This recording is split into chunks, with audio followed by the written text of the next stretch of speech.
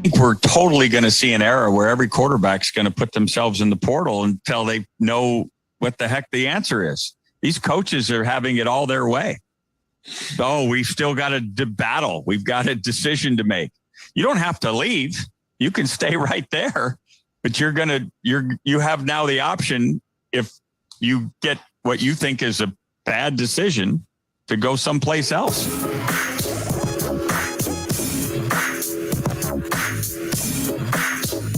All righty, welcome in. That was former Colorado, UCLA coach, player, Rick Neuheisel on Sirius XM talking about that transfer portal.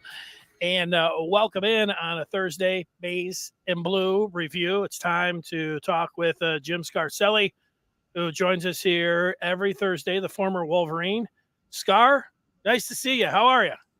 Hey, things are good, Danny. Let me just comment real quick about that. That's what most coaches will do throughout the summer. They will, and throughout the spring, they'll say, we got two guys competing, and I'll make my decision. And then they make it late so the kid can't go anywhere.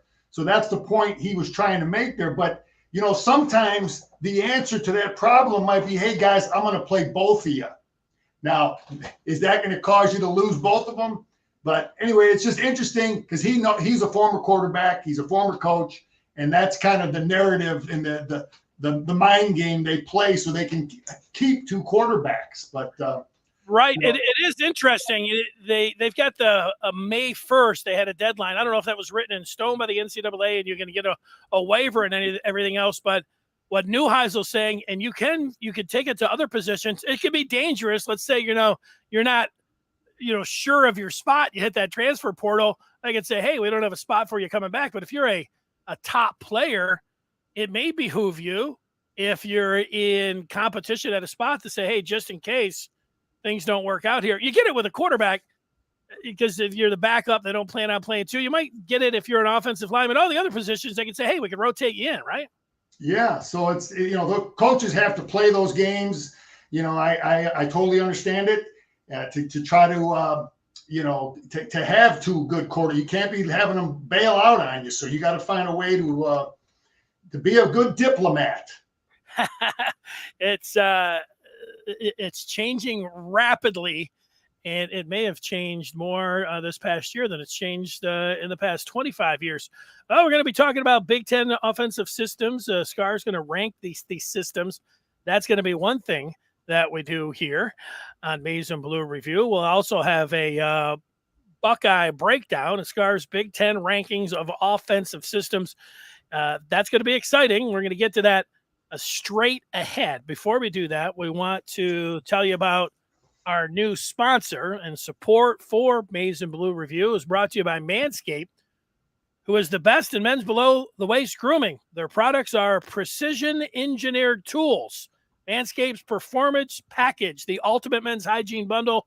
Join me, Scar, and over 4 million men worldwide who trust Manscaped with this exclusive offer for you. 20% off and free worldwide shipping with the code TMBR. We want to congratulate all seniors out there, whether it's high school or college. What a great gift, the Performance Package, the ultimate men's hygiene bundle. Give them a little cash and give them the hygiene bundle for Manscaped. And you get 20% off with free shipping with the code TMBR at manscaped.com. 20% off with free shipping at manscaped.com. Unlock your confidence and always use the right tools for the job at Manscaped. And, Scar, you got that bundle in the mail. What did you think of it? Great stuff. That's a great gift for a kid graduating from anything, boy. That's a good gift. Absolutely. And we want to welcome people in that are, I see Isaac on Clubhouse. Anybody else, if you want to use the feedback, whether you're watching on YouTube, Twitter, Facebook, anything else, we put the comments up in feedback in real time. We are also doing the same thing over on Clubhouse. Isaac saying hello, and he's saying what's going on. So, hey, nice to see you, Isaac, as well. That's something that's new that we're just taking off on. Why don't you explain the offensive systems here in the Big Ten, Scar, as we kick this one off? Denny, I played a lot of football, and then I coached for about 25 years, and this is just stuff I put together that I thought a good offense should have. I seen guys lose because they don't do some of these things. I've seen the real good I think Michigan is hitting all of these things. But, number one, you want to have your offense that can play in windy, wet, nasty conditions. Some of these guys they're so spread, and if you don't have the ability to throw, who's going to care about your receivers in the game? We've seen Ohio State get beat by Michigan State a few years ago. Michigan State in that wet, nasty weather. So you got to have, and I think our offense has that. I like that help the defense. Number 2 down there. I think your offense should kind of help your defense. Get it prepared for the things they're going to face in their league. Our offense does that. It helps us prepare for the people we're going to see in the league. Conflict. Put defensive linemen in conflict based on some of the things you run. Are you going to double team them? Are you going to trap them? Are you going to reach them? Put secondary in conflict. Put a defense in conflict. Don't let them know what's happening all the time. Protect the QB. I think, sometimes these guys that run the heck out of their QB and then they want to whine and complain when their quarterback gets hurt. That's sorry, but you got to do things to protect them at times. And I like that Michigan, we run both quarterbacks. He plays both. So if one does get hurt, but you can't run the heck out of them all the time and expect to be able to go through 14, 13 games and win a championship. Exploit weaknesses. You got to find a way to. Do they have weak defensive linemen? Is their secondary soft? They won't tackle. Or they, whatever it is they have. Every defense will have some weakness. Weaker players, weaker something about their scheme. You got to be able to find it and then have the methodology to exploit it. And then I want an offense that is physical. We can be physical if we need to be. We can play in space and make people, if they don't have the speed to play with us, we have that capability. And it's also creative. We don't want to be so predictable or just have so few things that we do. I like a little bit of motion and shifting, and some of those things, they create problems for a defense. And then unpredictable. Danny, there's one more thing I wanted to add. Is an offense needs to be known for something. What I mean by that is you just can't be someone who changes up every week. A lot of people like to say, oh, they're so predictable. They only run those few for me. Well, you got to be good at something. Your team has to have, your offensive players have to know that, look, we're going to hang our hat on something. This is what we run. We got a few plays that if they stop all of our best stuff, then you know what? We're in trouble. But you got to have a few tweaks off of, your best stuff. Hang your hat on something. One of our callers is indicating that. And, be known for something. What are you? And I think Michigan hits a lot of those things. And so when I rank the different offenses in the Big Ten, these are the things I'm going to be looking at. Yeah, well, you mentioned the Michigan State-Ohio State game. I think that was 2015. That was such a bizarre game. Michigan State had their backup quarterback, and it's not like Ohio State. They had Zeke freaking Elliott as their running back. And Urban Meyer, if you take away all the stuff off the field and everything else, and you just talk about him as a coach, he had a lot of success. He's a very good coach. And yet in that game right there, him going away from Ezekiel Elliott in the cold and the rain is still mystifying. And that was the year Michigan State won that game with a backup quarterback, Tyler O'Connor, I think. And, that was on the road with a field goal at the end, and it got him into the college football playoff after they beat Iowa.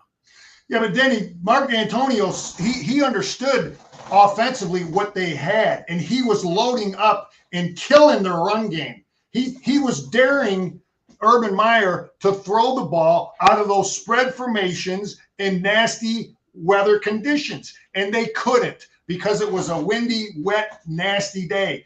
So if you think I'm going to defend, two receivers over here and two receivers over here on wet, windy days the same way I am when it's perfect weather conditions, you're crazy. I'm going to load my defense up. I'm going to play a dishonest defense, exactly what D'Antonio did.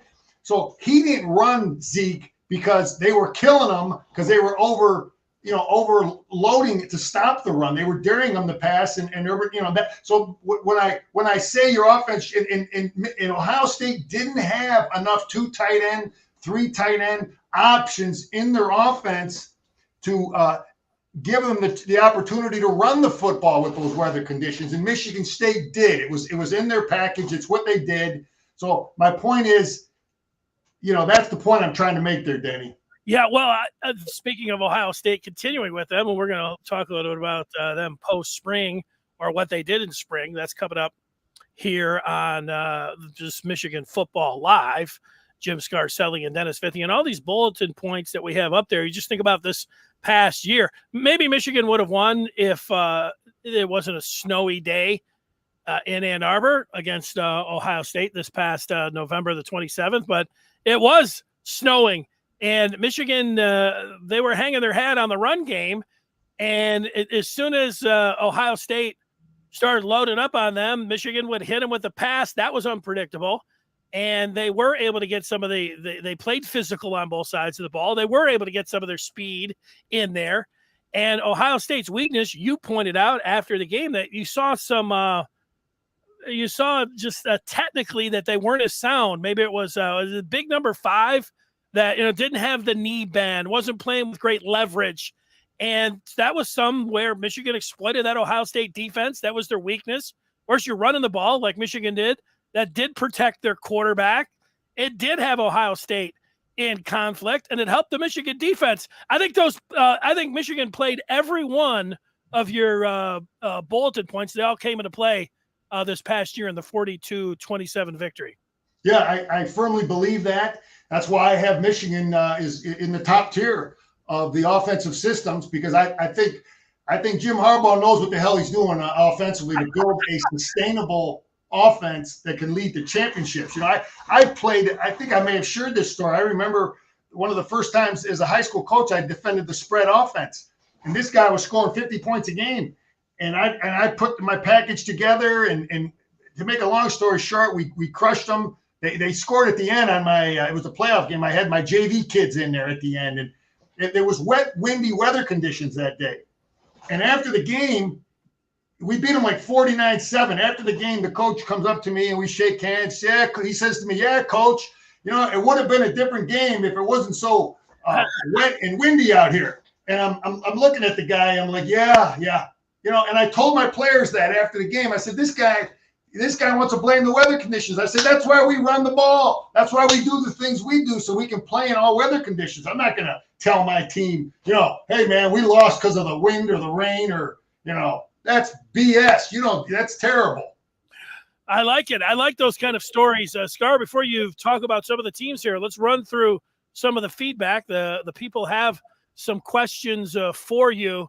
Here is OM. Do you think Michigan football will win a national title in the next 10 years? You want to take a swing at that one? Hey, I think our program is, our projection is up, man. I mean, Jim has great systems on both sides of the ball. We got guys that can coach on all sides of the ball. We have the ability to recruit.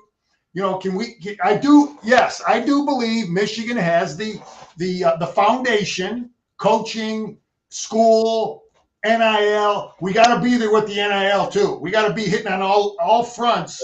But I think we have the coaching and the school, to give kids a great opportunity. And I think Jim is he's got it figured out now, offensively and defensively. Yeah, I think what you're saying has a lot of truth to it. And even being honest here, over the past few years, the issue, and since Harbaugh here, the one was the quarterbacks. And you're talking about figuring that out. That's a tough position to figure out.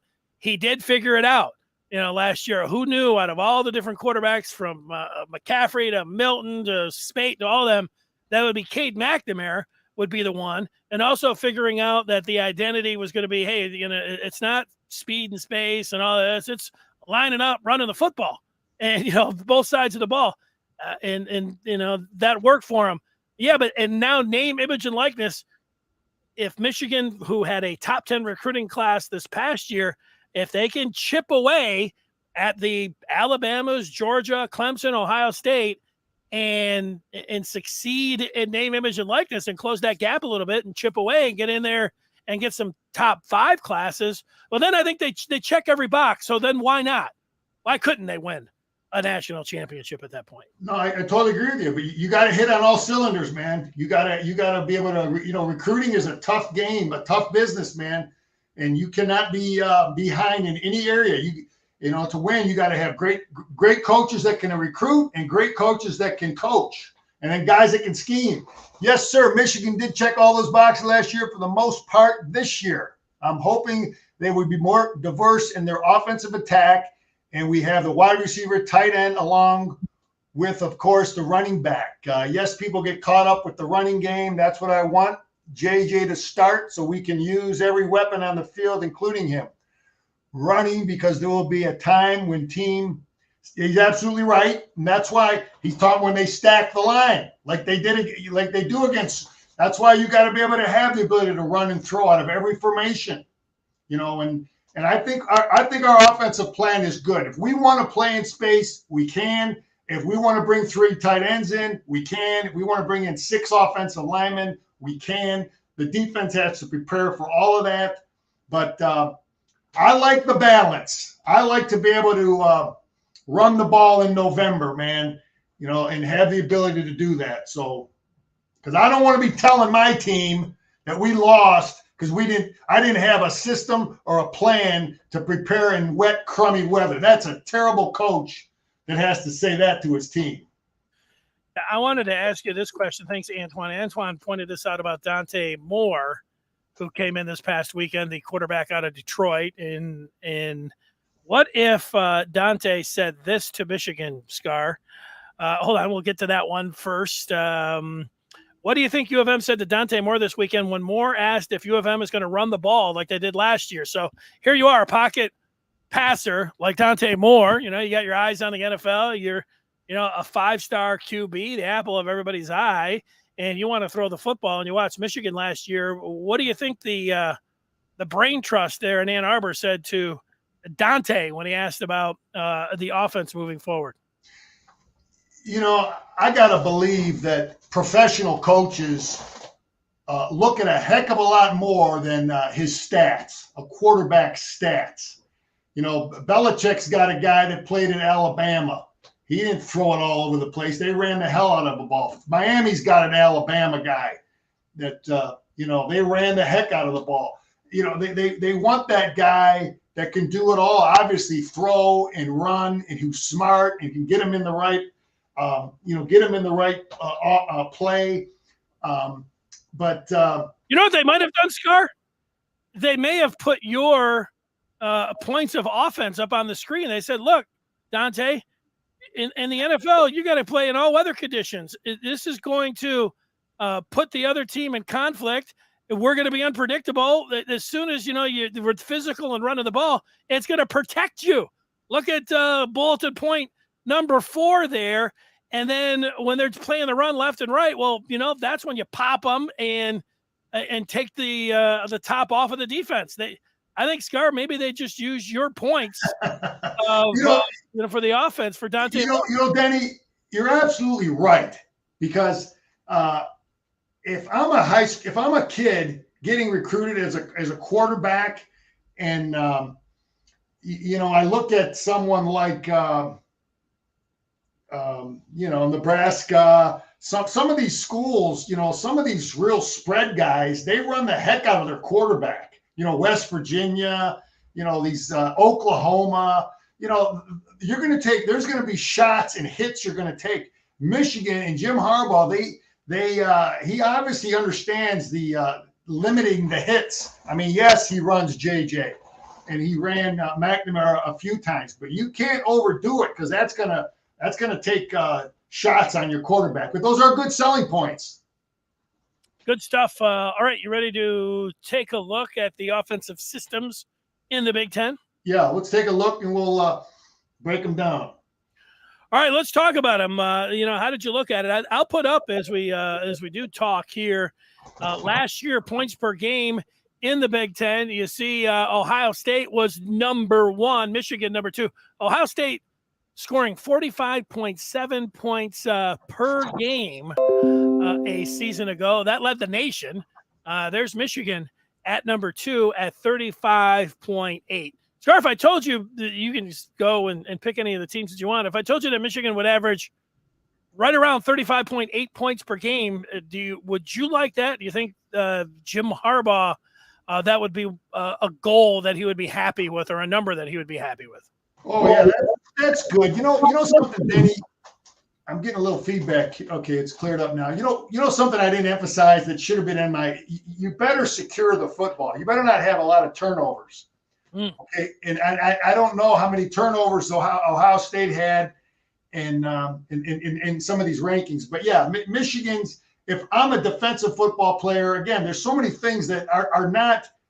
You can't really see in some of those statistics. You know, are they helping your defense by what they do? Are they keeping your defense off the field? Are they keeping you fresh? Does the guy go for it on fourth down all the time? I don't know. But yeah, Ohio State had the best players. They got talent. They had speed. They had the greatest receiving core we've seen in the Big Ten probably ever. And yes, they had great players. Their system has its downfalls though, just like I just got done saying with the 2005 Michigan State game. But yes, I would definitely take Michigan's 35-point average with all the things they do, securing the ball, not putting the defense in bad positions, not going for it on fourth down all the time. So yeah, a lot of things that we got to think about when we rank these people. Yeah, well, they didn't throw many interceptions, but having the number 1 offense is great, but a defense that was ranked number 59 last year, that's not protecting your offense. You're still out there. The only thing you had to do is watch the Rose Bowl, and you think about how sustainable that is. Ohio State won that game. It was a very entertaining game, but thinking about having a track meet and having to score like they did, falling behind like they did, it seemed like they lost that game probably 5-6 times and had to come back. It seems like modern football, but I think they're going to try to run the ball a little bit more this year.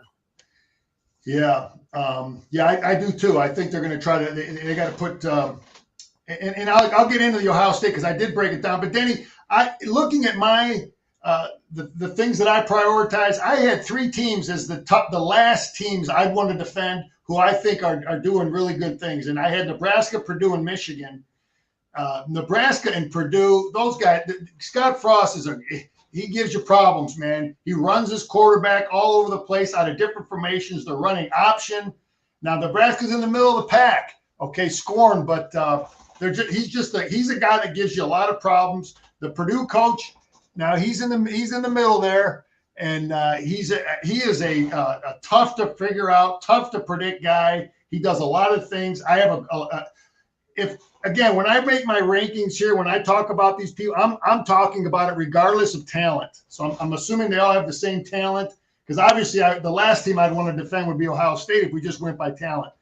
But if we go by scheme and what they run, Nebraska, Purdue, and Michigan, in my book, based on those criterion I gave you earlier, Nebraska, they give you problems. My next 4 teams is Michigan State, Penn State, Rutgers, and Wisconsin. Michigan State is good. Their offensive coaches are good. They give you problems. They got a quarterback that can run, and they do run them.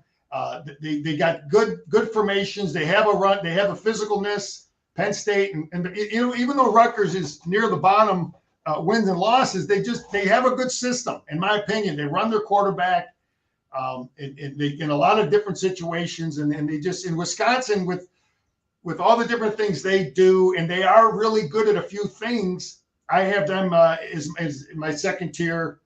And then my third tier is Indiana, Minnesota, Illinois.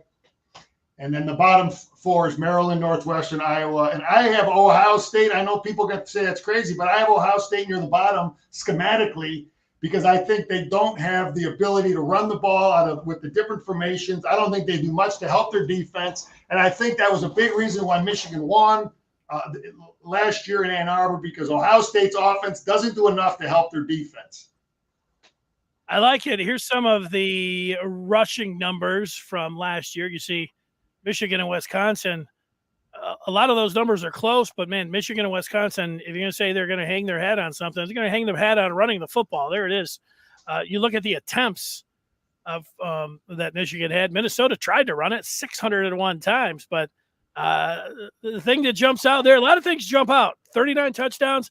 How about a 5.2 average from Michigan? Maybe Ohio State should run the ball a little bit because they had a 5.5 average when they did try to run the ball. They just didn't run it a whole lot. Yeah, that's something that is interesting. That stat right there is that makes you take a whole nother look at things. Maryland on the bottom. They're scoring points, but they're not controlling the ball. He's throwing a lot of interceptions. So that's why those scoring stats are kind of deceiving sometimes. You probably put your defense in a lot of trouble at times. Michigan, that's what I like to see, man. I'm keeping the defense fresh. There's and securing the football, but and Nebraska, they run the damn quarterback, and I didn't have Minnesota. Maybe Minnesota is PJ does some good things with his quarterback too, and he's hard to defend schematically also. All right, let's see. I was going to put the passing numbers up there, which I can do, and I will by just punching it up there for us. It's going to take like 10 seconds to put the passing numbers from this past season up in the Big Ten. And here they are. And we just looked at those rushing numbers. We looked at the points per game. Here are the passing numbers in the Big Ten. Let me see if I can center that out a little bit better so we can see the numbers. I'll make a screen a little bit smaller so we can take a peek. We'll take it that way. There we go. Took me a second. There are the passing numbers. You see Michigan down there at 7. Do they need to I know those numbers are small. Does Michigan need to be better than 7th? Great running attack, everything else, but do they need to be better than 228 yards per game? I know the stats can be deceiving. Only 9 interceptions, which is good. Well, Ohio State only had 8 picks last year. That's impressive. That's impressive for Ohio State to only have 8, and that's a big stat. Is looking at that interception line, and Michigan was really good there, but that is very impressive by Ohio State to only have 8 interceptions. And that's huge for Michigan there. That's why these stats aren't always, you're throwing it a lot, but you're turning it over a lot. And Michigan didn't do it. In Ohio State, that is a great look right there to only have 8 interceptions. There you go. And you see Nebraska did have some balance that you were talking about. All right, Scar, what's next? Where are we headed here? Talking offensive systems, or are we ready to? Well, we can get into the Buckeyes because I broke down the Buckeyes and talk about how they, some of these offensive, factors blend in. But I just looked at their spring game. I taped it and kind of broke it down and just some of the things I'm seeing. Well, you mentioned that spring game. I think we can, and we do have the ability to play that. I want to make sure that I may have, if the sound is there, I'm going to go back. I didn't check. Let's see if the sound is there. So I need to go back here just for 1 second and make sure that I click. You asked me, remember when you asked me if I could figure out how to take the volume off, and I think that I figured out how to do it, Scar. So let's just there it is. I got to click this off. Now we can put that up there, and we can talk over the game just the way we want here. So there is Mr. Stroud, like we talked about. 2 backup quarterbacks came in through picks because 44 touchdowns, just 6 INTs for a redshirt freshman quarterback last year, CJ Stroud. All right, we start this up, and here we are. Give us some of your impressions on Ohio State. These are some of the highlights. This isn't the whole game, but there you see Stroud in there as number 7. I mean, once again, you see that just massive offensive line. They're going to be great at protection, so that hasn't changed. That's their base formation right there. So has its advantages in perfect weather conditions. I looked at their receivers, and everybody's saying how great the receivers are, that they've got really good ones coming back. I don't know that they're as good, in my opinion, as the guys they lost. So that was encouraging. Well, I think Jack. I love. It sounds weird to say I love Garrett Wilson and Chris Olave. I thought those guys were as good as any college wide receivers that I ever have seen. But I think in 11, who we saw there for a second, Jackson Smith, Jigba, he might be the greatest college wide receiver. I'm talking with any of them. He's as good as any wide receiver that I've ever seen in college. You don't agree with that? No, he's good. It's hard to say the best, but I mean, I'm talking great. He looks like he's great. Yeah. Well, they got some good ones, and that's not fair. It's they play in space, man. This is a speed and space offense. This is everything, you talk about. And the thing that I'm seeing, and I don't know that we'll be able to get into some of the rest of their their spring game, but I saw Ohio State running some Michigan formations. Okay, I saw them running some of the stuff that Michigan did against them. So maybe those coaches aren't dumb. I always talk about doing things to prepare your defense, and I saw it as you go through this game. You'll see a lot of quite a bit of 2 tight ends, some 3 tight ends, and I saw some of the same stuff on defense that Michigan did. I saw 2 stand-up outside backers like we run in our 4-man front. I saw some things that they hadn't done with the guy last year. Now they got a new defensive coordinator. So I saw things on both sides of the ball that Michigan did. So that tells me that, and I don't know that that's coincidence. I don't believe that that's coincidence. That tells me that these coaches are not stupid, and they're going to do things that they have to do to, get their team ready for the number 1 game on their schedule. Yeah, Jim Knowles is the defensive coordinator that they brought in. And, yeah, when you have the number 59th ranked defense, you better try something different. And the part going back to those offensive systems, I mean, you got a running back like Travion Henderson, who we saw at number 32, not out there right now. Why not run him a little bit more? Why not protect your defense that way? You can have all the great wide receivers. I think they try to strike a balance there. I think, now that you said it, it was number 5 last year against Michigan. You could see that, he wasn't playing with great technique. He wasn't lined up. He didn't kind of standing upright, not ready sometimes, in tackling position. I think some of that stuff, I'm sure they could start talking about the fundamentals and technique and everything else, but we'll see if the new defensive coordinator is going to be able to do that. Talent everywhere, and yet 59th ranked defense, they should be upset in Columbus. Yeah, but like I said, I think a lot of those ranking problems have to do with just being a spread offense. I just think it hurts you. You got to do things to help your defense, man. Can you pause it, Danny, when we line up here as we get through it? I want to show you some of the different things they're doing on defense if you get to the next series. All right. That was some of the old stuff right there. 4-man front. Go ahead, let it run. Let it run. And try to pause it right before the snap, right when he's under center, and we can pause it right there. I can go back a little bit. Yeah, we'll go back a little bit and pause it just before the snap. I want to show you some things that are a little just before the snap, if you can. Probably. I can probably do it. Let's see. I just want to get their alignment before the snap. And I want to show you some things that I'm seeing a little differently that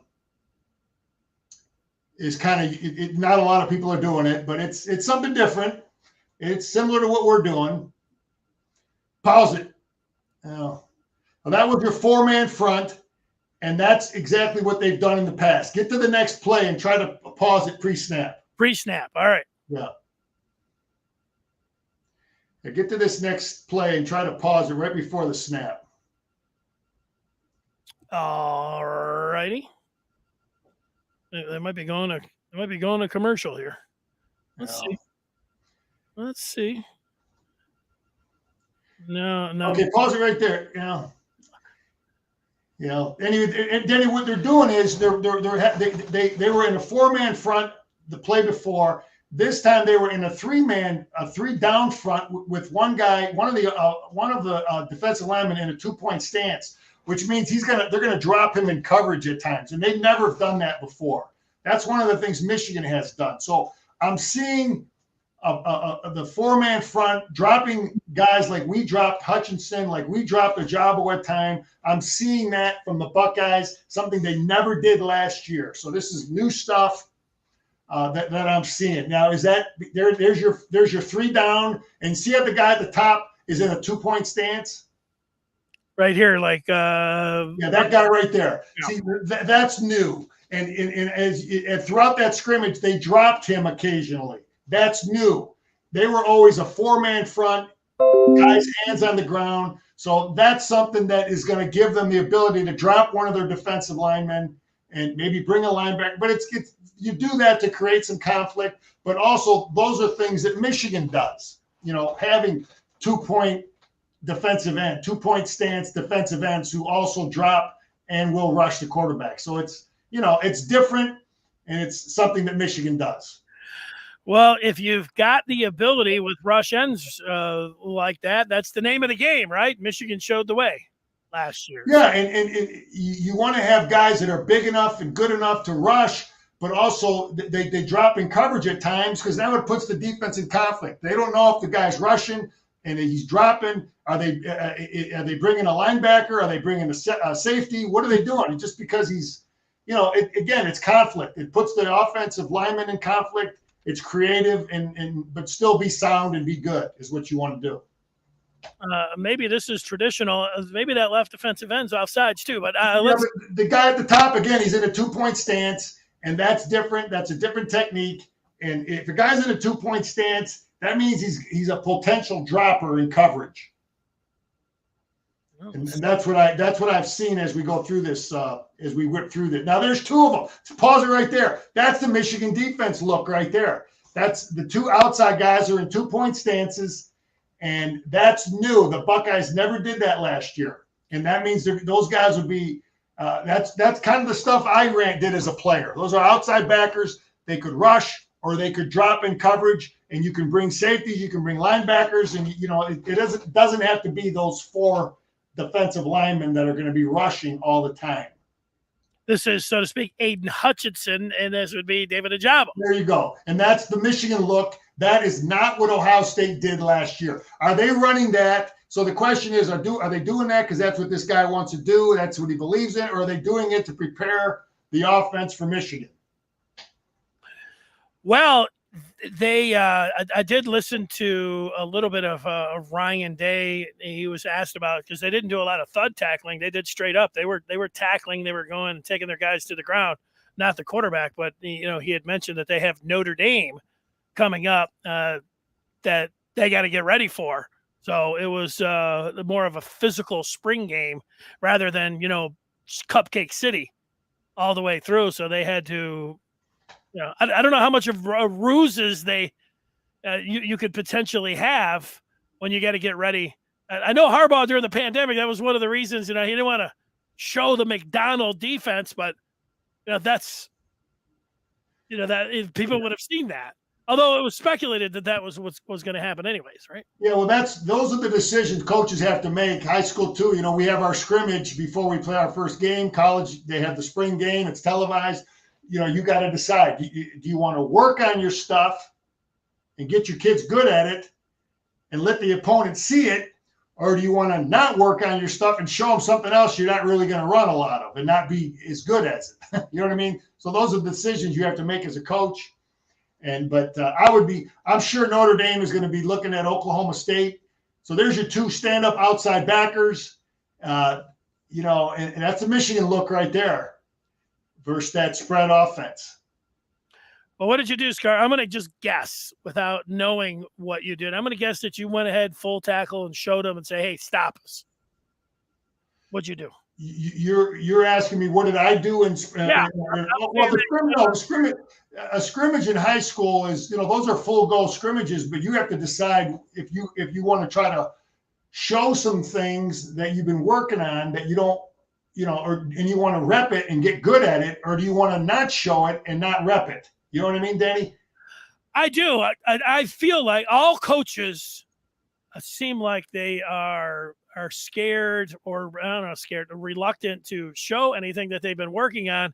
And yet I'm always like, Michigan ran what? 2 reverses where the wide receivers, one, Eric All threw a pass in the spring game. I forgot who was the other wideout who threw the ball in the spring game. To me, it's like, go ahead, make him work on it. If that's something to do, let him go. Let's see it.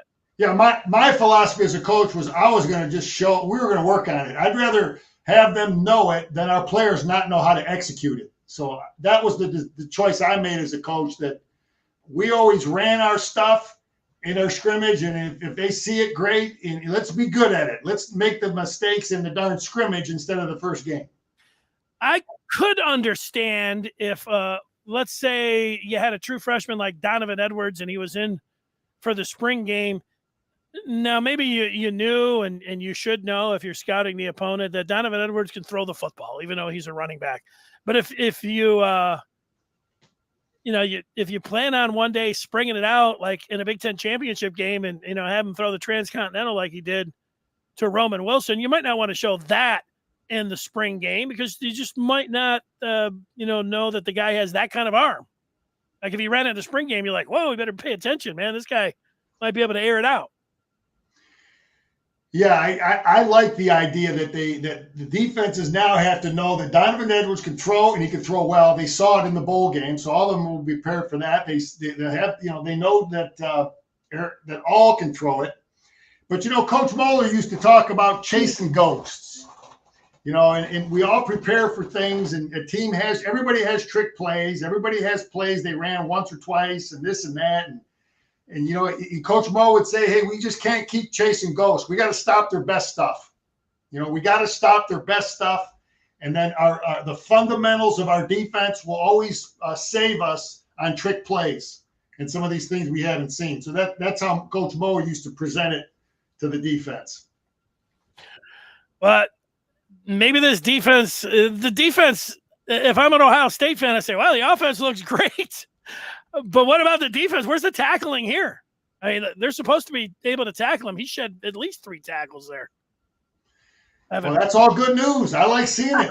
Listen, I'm going to give you my overall general evaluation of Ohio State is, yes, they have the best talent we're going to face. There's no question. They got the best talent we're going to face on both sides of the ball. But I like our chances, man. I like our chances, Denny. I like what they're doing on defense because I think they're gonna still have trouble with the stuff we're doing, and I like it. I think that the offense, their offense, it is what it is, and they spread you out and they're damn good in space. But our scheme and the conflict we gave them last year was enough to get a couple stops here and there. But I really like our chances. There's nothing out there that we can't beat when I look at their spring game. I don't know who this number 3 is, but he's a hell of a back. I mean, this looks like they're about their 3rd string back because Travion Williams, and we saw prior, but you can't fake like this particular run. This guy looks like a fullback. If they show this jump cut in the backfield, I mean, they had him in the backfield. He jumped 5 yards. I'm going to have to play that back. I mean, this kid, we'll keep an eye out for him. Number 3. How about it? Big jump cut. Boom. Missed tackle. Now it's turn and chase. You like that's not a good. If you're in the film room and the defense, I think they gave up there. They had him hemmed in, but then it was a jailbreak. Well, that's one of the things you're going to see in the scouting report. A defensive end, all the defensive players will see that, and they're like, "Wow, okay, I got to give this kid a little more respect if I'm the perimeter defender." And I had to defend because he will bounce it out. He's got the ability to do it. Yeah, they got players, man. They got a lot of talented kids. The backup quarterback actually looked pretty good. I was hoping there'd be a good drop off, but he looked pretty accurate. And Kyle McCord is the yeah, backup. he looked like a pretty good player. So I was hoping to see a bigger drop off, Denny, but I wasn't seeing it. Okay. Yeah, so we'll find out if the defense, maybe you get to see them how they play against Notre Dame, but just on the spring game, the defense is supposed to be ahead of the offense. You always hear that in the spring. The offense looks miles better than the defense. Poor tackling by this Ohio State defense here. You know what I noticed? I saw, I think Ohio State's. I'm going to talk about their defense here for a second. I think their basic structure of their defense is designed to stop the spread offenses more than anything, which is good for Michigan. He's Oklahoma State. He comes from the Big 12. Everybody's spread over there. He don't have no Wisconsin or Iowa in the Big 12. So his scheme, in my opinion, is really designed to stop the spread, which is good for Michigan. A lot of they ran some 3 down, some 4 down. I talked about that. And a lot of zone. I saw a lot of zone coverage the way I was looking at them. But if they lined up and left the middle open like that, am I calling an audible and running the ball over Zach Zinter at right guard if this was the alignment against Michigan?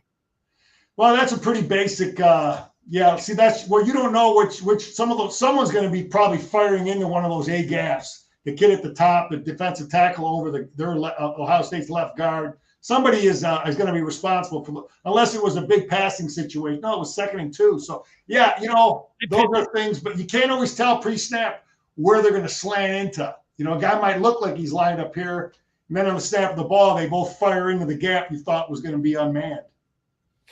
Yeah, it's interesting how different seasons take hold. I remember a couple of years ago, Michigan was having a hard time just with your basic, what are you calling a twist gain or a loop? Their tackles were having a hard time. I know those are difficult things to do, and I know you got to work against stunts and twists and all that. But Michigan, it was 2 or 3 years ago, they just had difficulty. You could see it all the way through. It started early in the season and it continued all the way through. They had difficulty handling, those type of things. Yeah, those are things that everybody works on, but the solution is try to stay out of 3rd and 10 so they can't run those stunts. Those stunts like that, they're a problem. When you've got people 3rd and 4. Now you can run it or you know what I mean. Now those stunts are a disadvantage for the defense because they're not as good defending the run. I'm with you here. Any other thing defensively that you would point out? I've been through this for Ohio State. They've got to play Notre Dame, so you get a pretty good look at them. But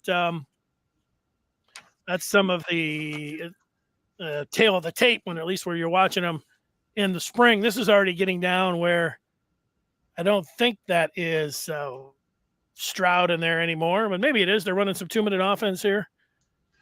Just in general, Denny, I'm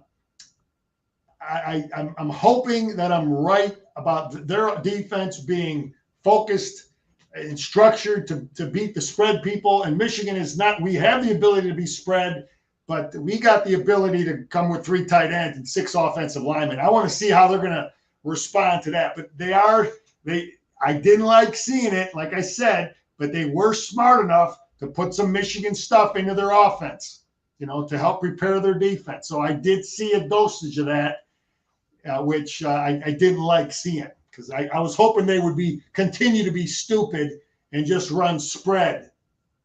What do you think of third base here? Coach Day, Ohio State did, if we put the numbers up on the screen, you just go through a timeline of Ryan Day. They just gave him an extension recently. He gets 9.5 annually. That, puts him into midnight Mel Tucker territory. But if you just look at the timeline here, 2016 quarterback coach of the 49ers, offensive coordinator, making $400,000 for Ohio State. Sounds pretty good, except when he gets an offer to go to Mississippi State. So the Buckeyes pay him 1.2. That's a huge jump. So him and Greg Schiano are the first $1 million assistants. Then he takes over from Urban Meyer. They give him 4.5. He goes undefeated in the regular season, goes to the playoffs. So they give him an extension and bump him up to 5.7 and 6.7. He was scheduled to make 7.6 this year, but because of what you saw in the Big Ten from Mel Tucker, also what you saw at Penn State. I guess with Jim Harbaugh as well.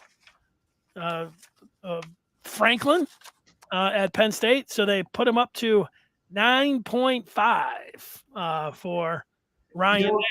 Denny, I tell you, man, you got a great name for him. You call him third base, and that Jim Harbaugh had the greatest. That's exactly what when I view him. That's what I see. Okay, I see a guy that he didn't go out and build a program like you talk about Greg Schiano. Greg Schiano, he's proven in my eyes he already built Rutgers. Now he's got a huge challenge there. I don't think Ryan Day could ever have a chance of building Rutgers like Schiano's going to have to do, but. I'm happy he's there. I want him to stay there because Jim Harbaugh is going to get him fired. That's what I want. That's the goal we're shooting for is to get him fired. And we got to do that by continuing to do the things that we've been doing. Let's have the run game. Let's hope for a little wet, windy day down there in Columbus next November. But I want him right there. And the guy I don't want to face is the guy down in Cincinnati, the old former Buckeye, because I think he's a really, really good coach. Luke Fickell, yeah. Fickell, yeah.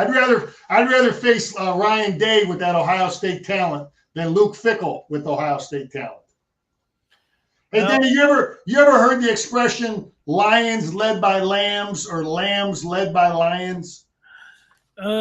Variations, maybe. There you go.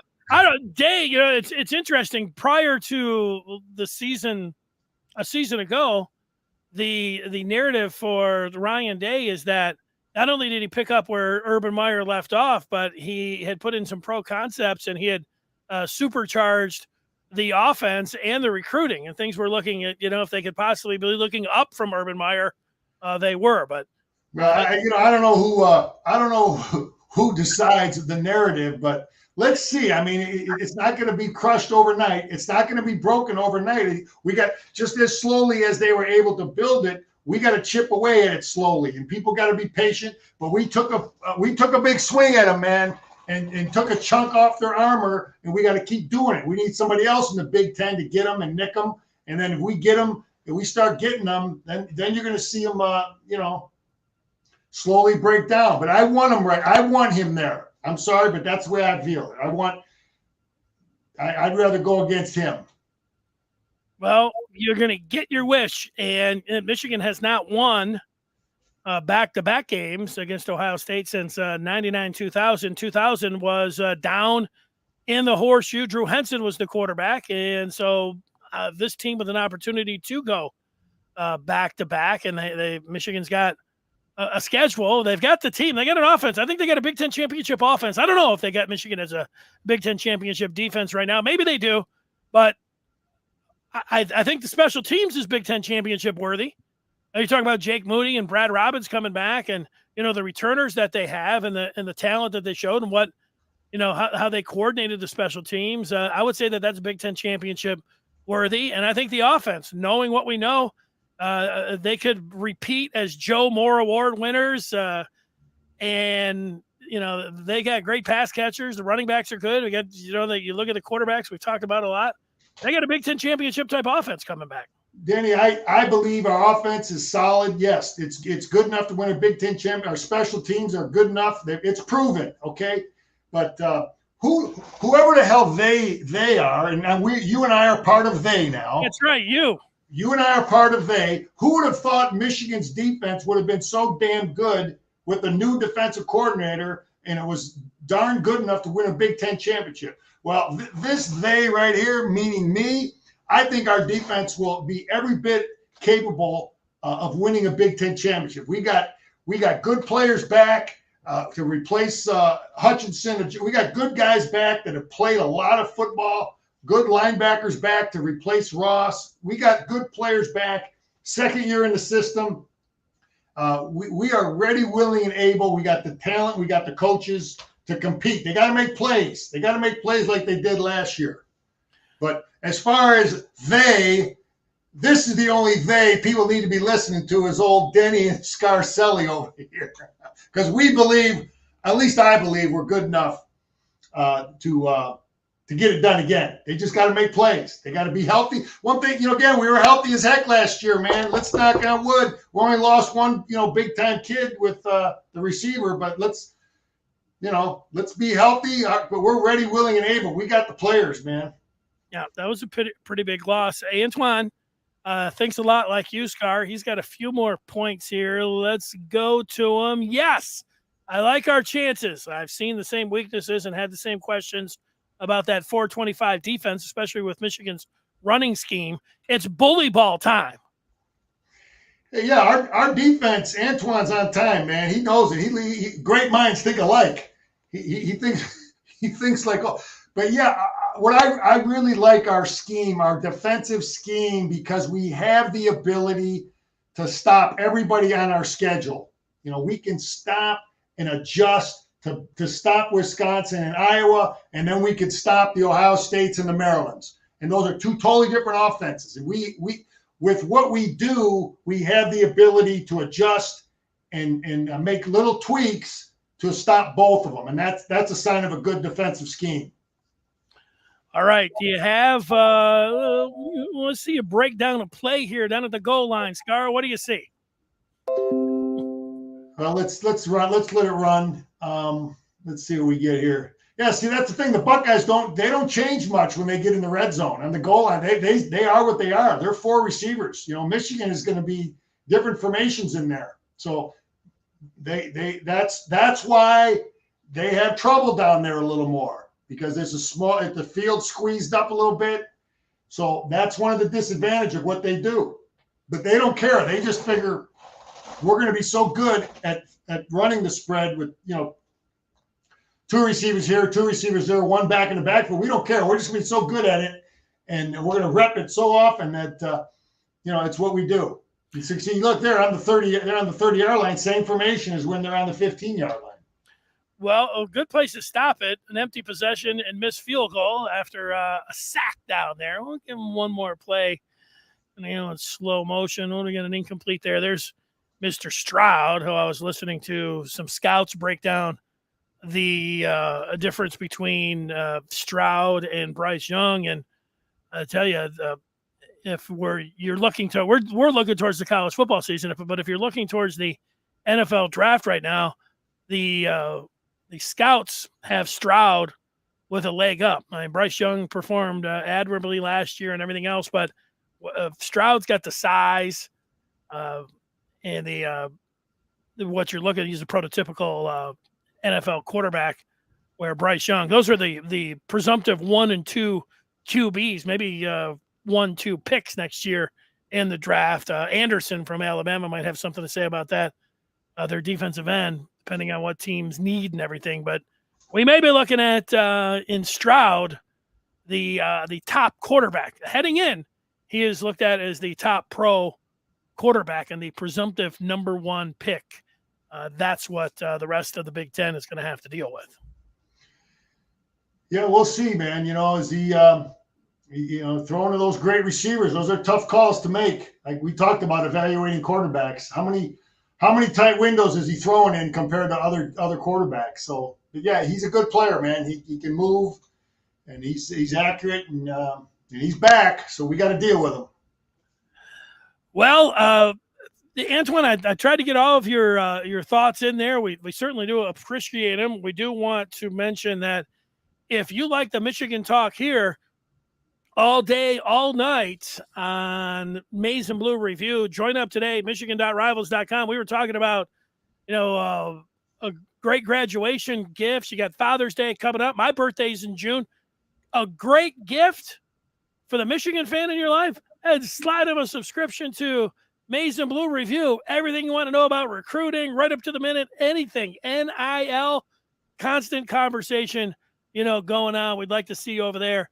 Subscribe to the YouTube channel. Leave comments on if you're somebody that listens to the podcast. We're looking for those ratings. We're looking for those reviews, all of those kind of things. And one of these days, Scar is going to check out the TikTok page that I am in charge of. And I thought that I would just get it up and going a little bit, kind of a soft opening until football season. But I'm finding that I am putting more videos up than I thought. And so it's off and running. The MBR TikTok page, check it out. Yeah, hey, once we get into the season and we talk about the next opponent, I'll be able to break down some of the top things that a team does on both sides of the ball that I think we have to stop. And then, we'll be able to look at the game that Michigan just played, and look at things that why a play didn't work, why it worked, or why we stopped them, or why we didn't stop them. We'll be able to break down some of that stuff to give our viewers a real intelligent wisdom breakdown. Good stuff. We see people, and that'll do it. Scar, we're going to continue the after party for 1 minute or so on the clubhouse, but we will talk to everybody tomorrow.